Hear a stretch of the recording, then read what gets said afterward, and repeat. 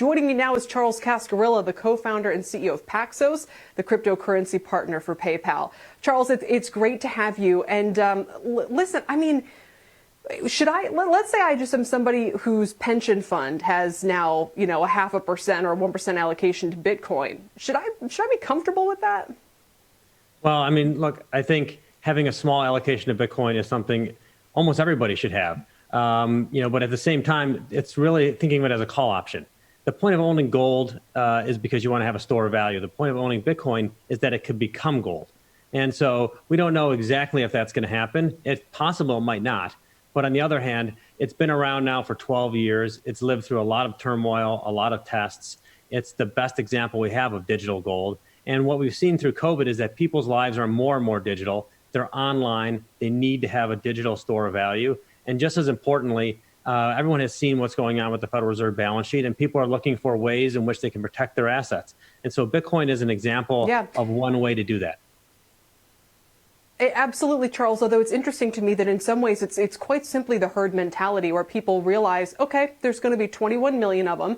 Bill Miller made this great point. He said there's 47 million millionaires in the world, and there's only going to be 21 million Bitcoin. So in other words, if every millionaire on the planet just wanted one, they couldn't get it. There's not enough. So, it's just a herd thing where everyone realizes, oh, okay, this is going to be the thing to own, and so we all better own it. And from that point of view, the sky's the limit, isn't it?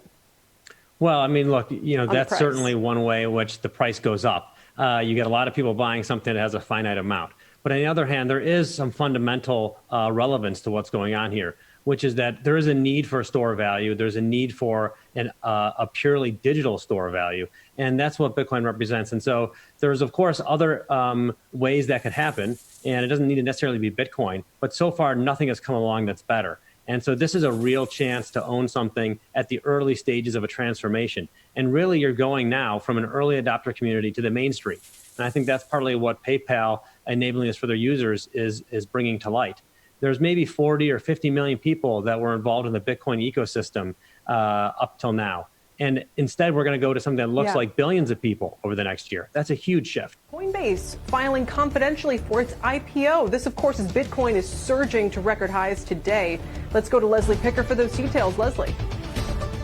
Hey, Kelly, this IPO has been in the works for a while, at least rumored to be so. But you're right, Coinbase announcing today that it has confidentially submitted a draft registration statement for an S1 with the SEC to go public. That process usually takes several months of questioning between the SEC and the company before it can actually disclose its prospectus, give us some insight into what its financials are, more about its business model and so forth. But to your point, Bitcoin hitting record highs, this is a digital currency exchange. It makes sense that they'd at least be moving on that path toward an IPO to capitalize around some of the trends that we're seeing, especially as it relates to some institutional investors validating Bitcoin and other cryptocurrencies as something that's here to stay, not really going anywhere. As for valuation, unclear at this time. I'm still making calls on that front as for what we can expect from a valuation standpoint. But most recently, the company in a private funding round in October of 2018, so about 2 years ago, was valued at $8 billion.